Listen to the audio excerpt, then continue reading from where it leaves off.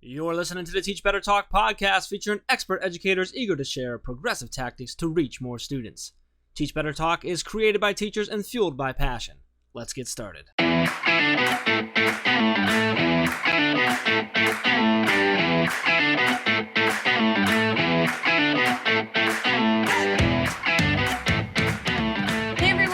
Welcome to episode 190 of Teach Better Talk. My name is Ray Hewart, and holy cow, 190 is a big number. Jeff Gargas, I'm not even introducing you. Do you know how close 190 is to 200?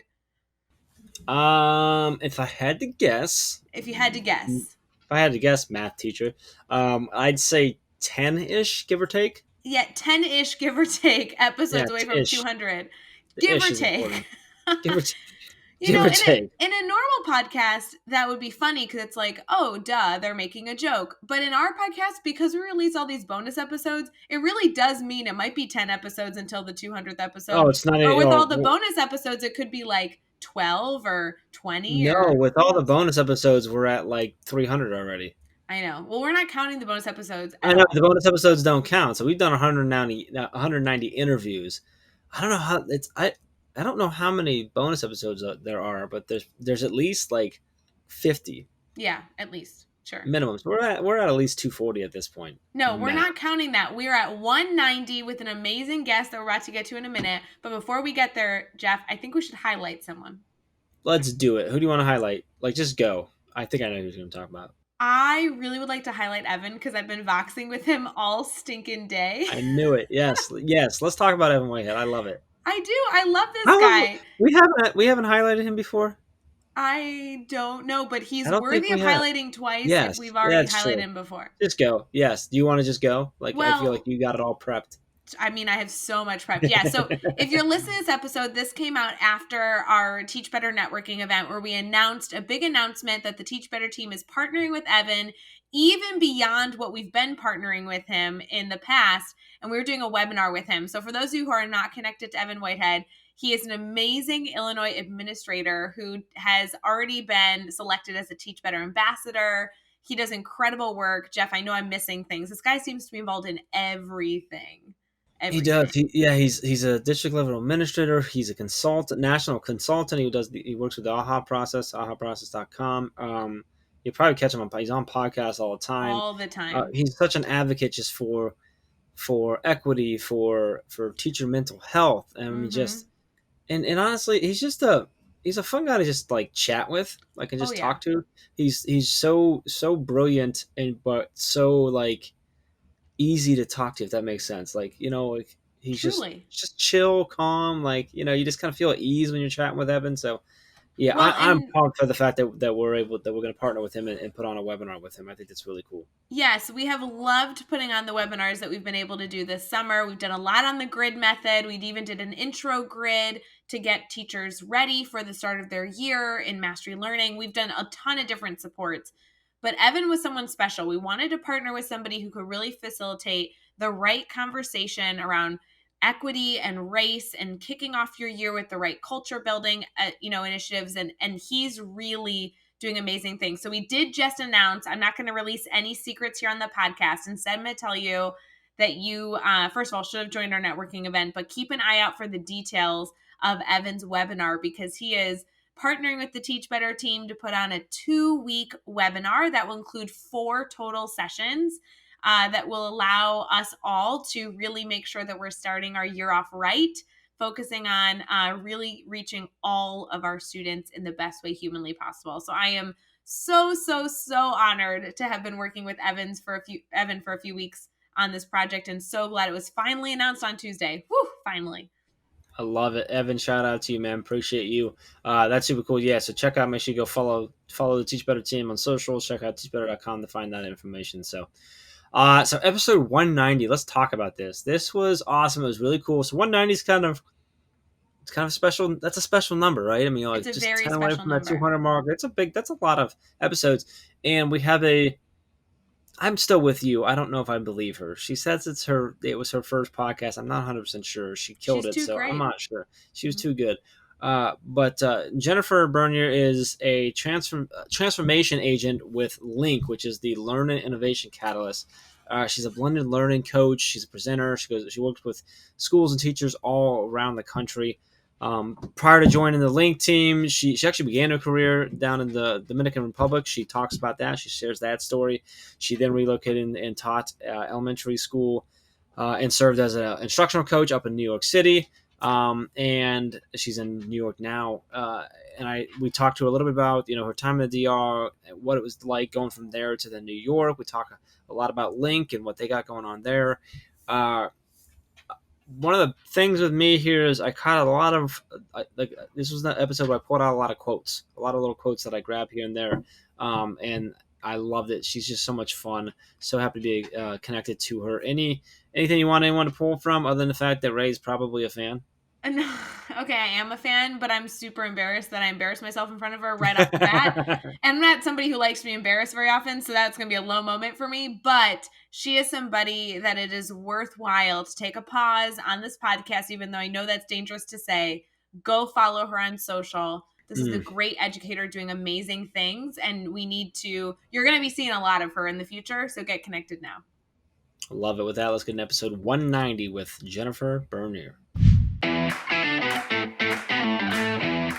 All right. Hey guys, real quick, I want to give a shout out to Jennifer Apple, who is publishing an amazing children's book with her dog, Maya, if you can believe it. Award-winning dog is coming out on July 9th, and we are so excited to celebrate with Jen and Maya as this children's book hits Amazon and gets in the hands of children around the country. Check out Award-winning Dog on Amazon or Barnes & Noble. But if I were you, I would go over to awardwinningculture.com because I'm pretty sure there you can order the book and get some free stickers. So go over there, check that out, and a massive congratulations to Jen and Maya on this big accomplishment. Let's get back to the episode.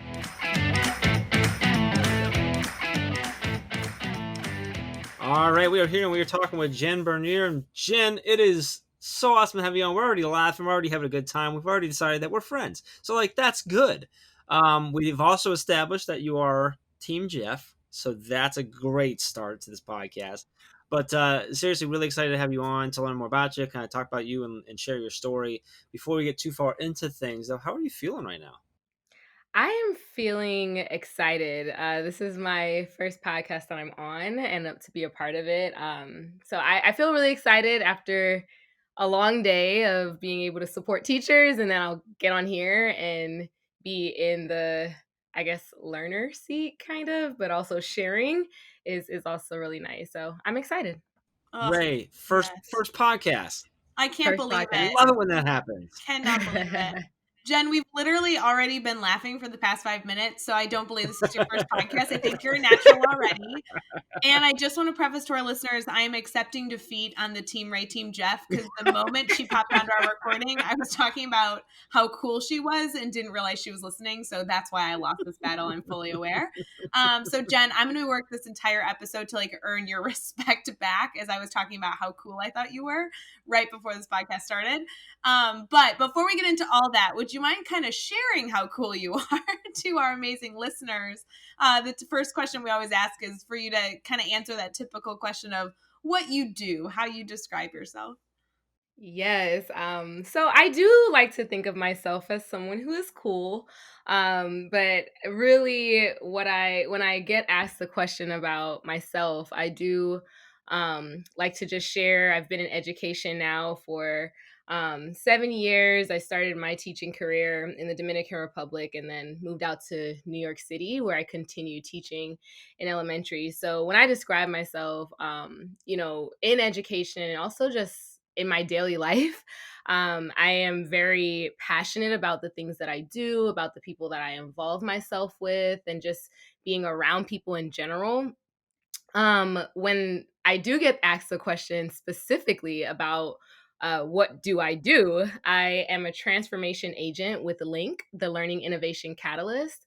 And as a transformation agent, I am able to now coach and support teachers all across the country. And so, right now, just being able to still see what's going on in classrooms and be able to support teachers and, bring about their voice and also empower student voice in the classroom is what I like literally thrive to do. In all of my work. I also consider myself a risk taker, and I like to take risks. I like to try new things out. I like to learn in anything. I'm always down to learn something new, such as sitting on a podcast and and engaging with others. So that's just a little about myself. Check off the risk taking box for today, huh? Being on this podcast. So, can we talk? Can you share a little bit about Link and what that is and where we can find out more information about it? And just kind of tell us Yes, all about Link right now. of course. So LINC stands for the Learning Innovation Catalyst. And you can check out our website, linklearning.com.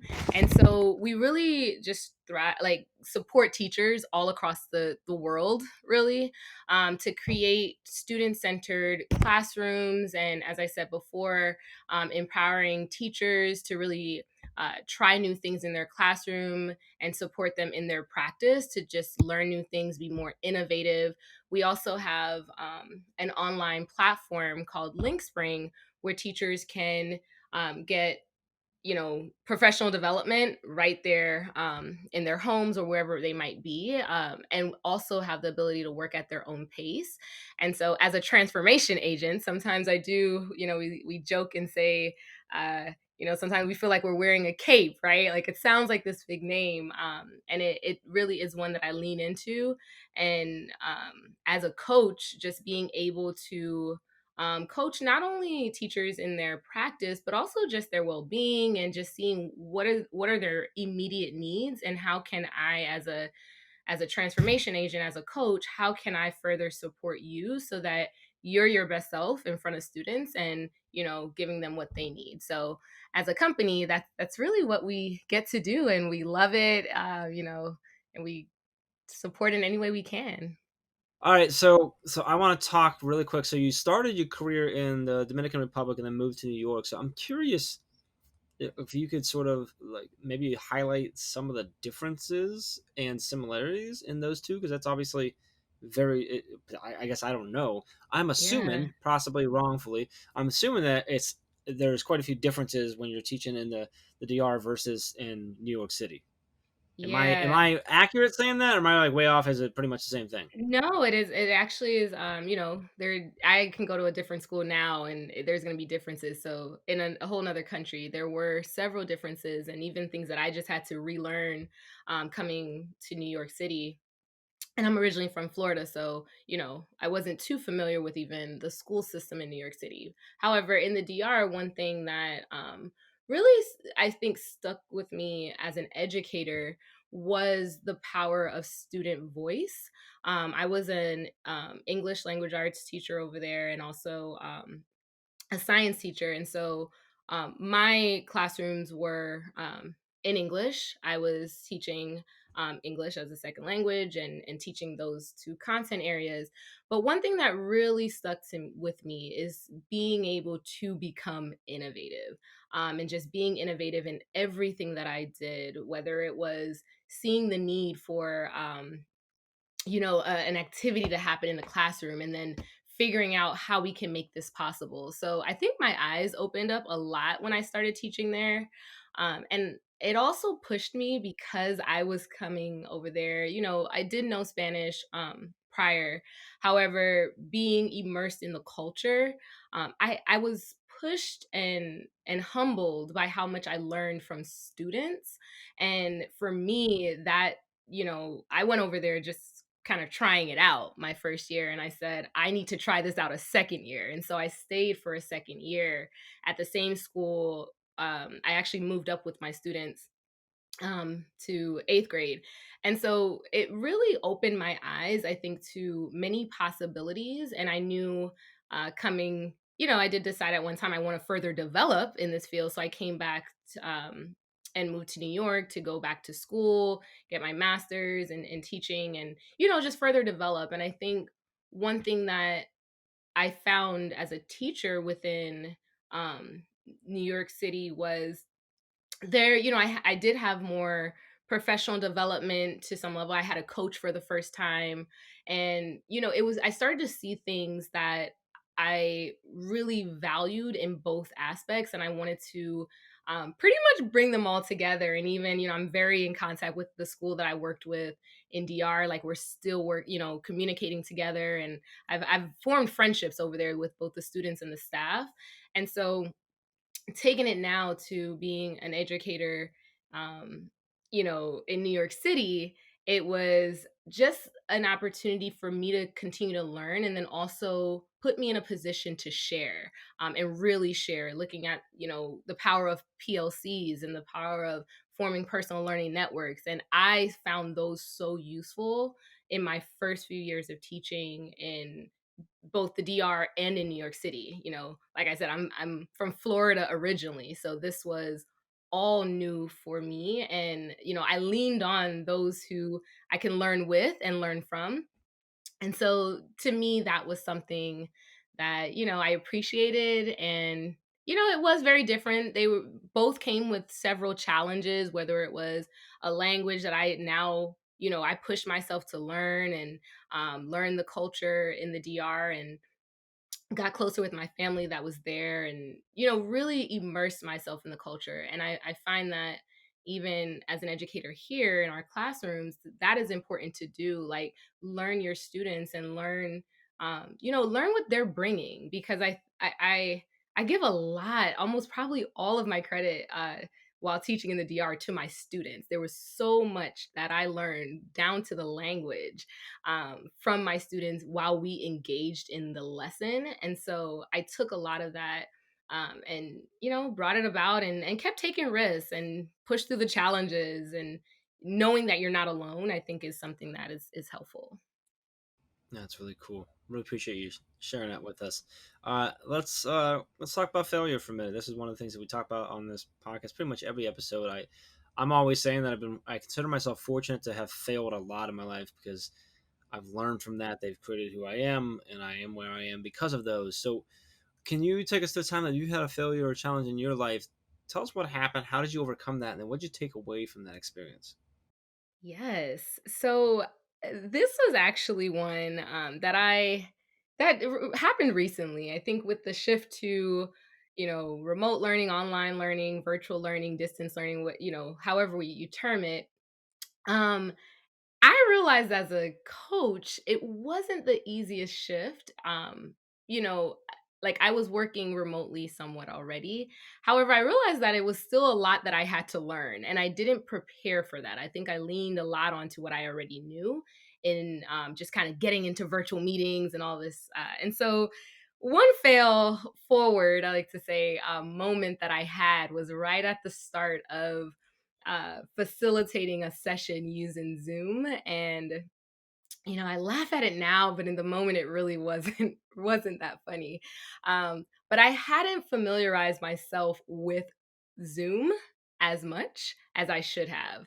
And so, in a large setting, as you can imagine, of educators trying to learn and everyone's literally just being placed and pushed into this new way of learning, I wasn't familiar with how to use uh, the features, I guess, of Zoom. And that's funny because I do work a lot with tech, but I hadn't played around with the mute and the chat feature and just how to really engage my participants. And so, I remember in moments of the session, I totally lost the crowd where mics were coming off, questions were being asked, comments were being said, and I lost control for a good amount of the time, which hadn't really happened when I facilitated in person. And so I felt really down about it after that session. However, one thing that well, how I overcame just, this was technicalities that literally kind of took over my session here.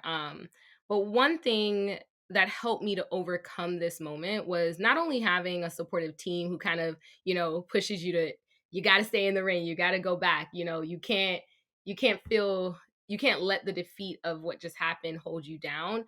And so I that same evening, because I was like, this cannot happen again. I'm losing educators, and I need to make sure things, are right. And so I came home that evening, and I took about maybe 15 minutes or 20 minutes or so to just learn Zoom. So I opened up Zoom, did a practice video, and went through all the features. Called up one of my friends to get to be able to practice just a little bit there. And what I learned from that whole process, and although that's not, you know, maybe the biggest failure, I really felt down about it afterwards. I think because it was such a pivotal moment that, really mattered. And so one thing I learned though is through the process of just like reflecting and taking time to think of what happened is not to be so hard on myself about it. Um because and also just kind of acknowledge what came out of it. Um and so I kept going, and I took away just, don't let something, even if it didn't go well, don't let that stop you, and keep going back into get that other opportunity. And so out of this, I feel very comfortable with Zoom now, and just being able to be an effective facilitator using this virtual platform. So yeah, I stayed in the ring, I kept going, and I didn't let that weight of losing control in that moment really take over. Jen, I love that you chose to share a failure that is so relevant right now. Like, I know that you said, oh, this is just one instance that stuck with me, but oh my gosh, we all had those moments in Zoom in some capacity as we transitioned into dealing with COVID-19 and remote learning and everything else. And I so appreciate and value that you picked a failure that I feel like you were talking and I'm like, yep, been there. Yep, totally have been there. And if you haven't been there, then I hate to tell you listeners, you're probably going to be there in August where you're going to, you're going to see a tech tool and you're going to think you know about it and then it's going to totally flop. And what do? We get back on the horse and we figure it out. And even just your narrative of, okay, so I went home and I looked into it. Like I researched it. I looked it up on YouTube. I called a friend. Like that is the solution seeking mindset that we need to have, whether it be, 2 months ago or in 4 months as we continue forward. So really, really cool story there, Jen. I really appreciated that. With everything that you're doing right now, how have you continued to be excited about education? Like what's going on right now that's really fueling your fire, whether it be because of the pandemic going on or just because of your experience in a variety of different settings, supporting teachers in different ways? What's really fueling your fire? Yeah. So I get really excited when I often still see myself in the teacher role, even though I'm a coach. And so I get really excited when I see teachers um like feeling very empowered in their classrooms and sharing that with me. So right now, I mean, they're in sessions, whether it's with 300 participants or 20.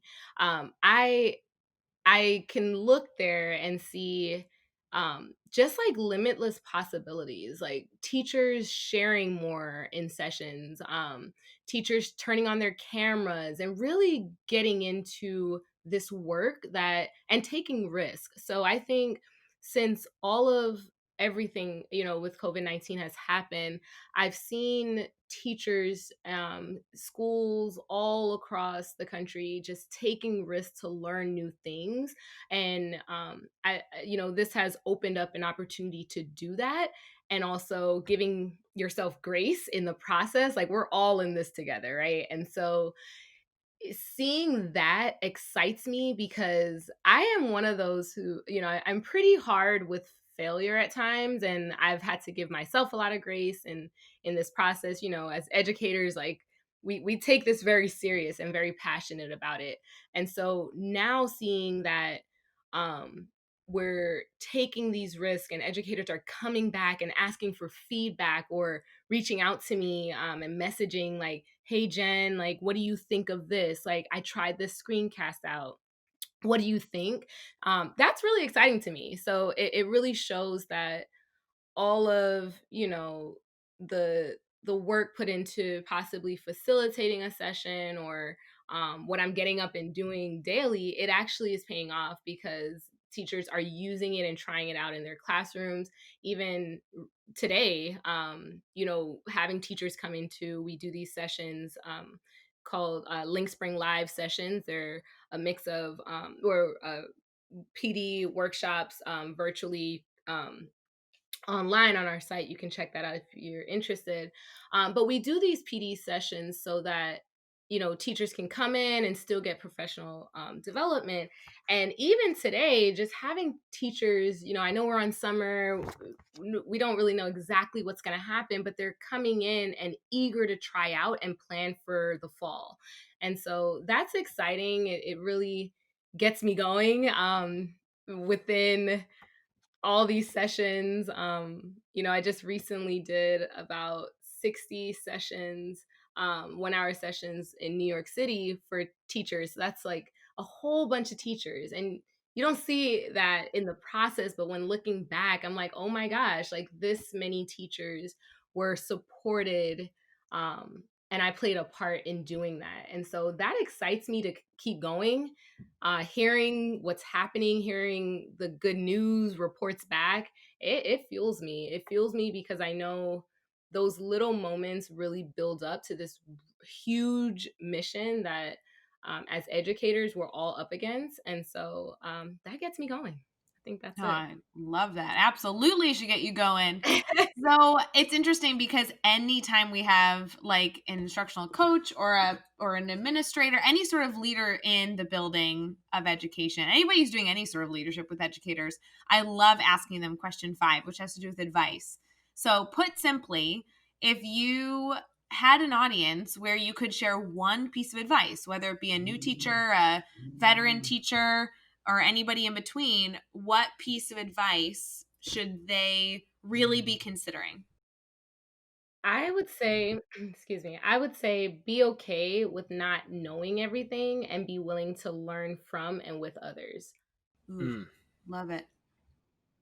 Yeah, that's powerful. I love that. All right, so first podcast, and now we're gonna put you to the test. You ready for this?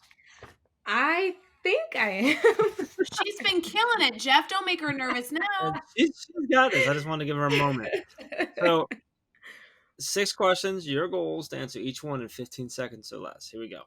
Okay. What is one EdTech tool you cannot live without? Okay, so Google Drive is a given, but I'm going to go with my Bitmoji Chrome extension. Nice. I love personalizing my PD session, so that's what I'm going with. I like it. Give us a book that you're reading right now. Currently, I'm doing 2 recycle books that I've read already, but I've just brought them back out. That's Becoming by Michelle Obama, and Blended Learning in Action by Catlin, Tucker, Tiffany, Wycoff, and Jason Green, which I've, started using that a lot within my session. So I've started reading it. Who do we need to follow on social media today? This is a tricky one because I'm still growing a lot on social media. But I did really, I like Staff Podcasts on Twitter. And, those two are just a dynamic duo. And Instagram, Curtis Careers, I've started following him, really provides like great professional and career empowerment content for youth and young professionals. So I started watching a lot of the lives on there. Nice. Okay, Jen, if Jay and Pav. Yeah, if you're gonna like Jay and Pav, then you do have to be Team Ray because they are Team Ray as well. No, they are not. They are split. Pav is Team Ray. Che is Team Jeff. No, trust me. You need to come to on the here side. lying to Jen. Come to the dark side, Jen. Team Ray all the way. I recently photoshopped myself in one of their pictures, so I You feel like did. They're You great. did. Team Ray. You did. They're They're a great. big time. All right, we're off track. Ray got us so off track. It's crazy. What is a good YouTube channel or website for educators? Edweek.org. And give us a daily, weekly, or monthly routine every teacher should get into. I love this one. Breathing exercises, stay hydrated, and really reminding yourself to cut off from work and take time for yourself. Big And one. what is the best piece of advice you've ever received? The best piece of advice I received was find the little things and recognize and acknowledge them. Everyone sees the big things, but the small things are what will make the change because so many people miss it. That was from a coach. Ooh, that is really trophy worthy. Trophy worthy for sure. Jen, you need the Teach Better Talk trophy for that answer. Absolutely. Oh man, I embrace that too. I love it. How is this your first podcast? This isn't actually, right? You fibbed in the beginning. It's okay. We forgive you. Like, this isn't really your first one, is it? No, it is. It really is. I listen to, I try to learn from podcasts that I listen to and just, they're always great. But when Jeff reached out, I was like, yeah, sure. And this was so long ago that I actually embraced looked it. back. It was in January that I reached out to you originally. Wow. So Yeah. the world wasn't even the same at that It point. wasn't even the same. Wow. Can we just say, Jen, when all these podcasts have you on and you are like this big hotshot podcaster because you were such a natural on this, will you just remember where you started, right? You started hanging out with Teach Better Talk podcast and you shared remember the so little much. people, Jen. Yeah, remember the little people, Jen? Come on. Of course, you guys embrace me. We're friends on Twitter. I love this. I love you all. I love it. Well, Jen, speaking of Twitter, I do want to make sure our listeners actually can connect with you all over because I know you're on Twitter, you're on Instagram, you're doing really, really great things. You blog all the time. I just want to make sure that you continue to not only grow your PLN, but our listeners can stay connected with you. So when you get crazy famous on podcasts, because you're such a natural, we can say that we knew you in the beginning. Would you mind sharing that information for us? Of course. So I can be found on Twitter at Bernier_Jen. So BERNIER_Jen. And the same for Instagram, same handle there. And yes, I have started writing some blogs since I've joined the Link team. And it's also just become like reminding me of how much I love writing. And so I have written a few blogs. One recently was one that I co-authored with one of my colleagues. And that was called Guidance for Equitably Supporting Families in Remote Learning. So that's one of my more recent ones. And then just a few others that get at me reflecting on my use of blended learning practices, but also how teachers can put these different practices into work. Loving it. And you can find all the links, all the resources, everything we mentioned in this episode over at teachbetter.com, as well as the really important links for connecting with Jen, checking out the blogs that she's been writing, and just becoming her friend like Ray and I. So make sure you check out the show notes over at teachbetter.com for all of that. Be sure to hit subscribe so you don't miss any of the upcoming episodes. And if you can give us a rating and a review, we'd really appreciate that as well. And let's take this one step further. Think of just 3 of your colleagues who need to hear these amazing stories and connect with these amazing educators and share this podcast with them. Jen, this was awesome. I'm so happy that we got to be. I'm not even just happy. I'm happy and honored that we got to be the first podcast that you're on. And like Ray already alluded to, this is the first of many. I think people are going to hear this and start asking to come on because the value that you shared and how natural you sound on it. So really appreciate you coming on, taking the risk on your first one to come with us. That's awesome. Really appreciate you a whole lot. And just thank you. Thank you. Thank you both. This was wonderful and amazing experience. Really appreciated it. And until next time, let's get out there. Let's teach better.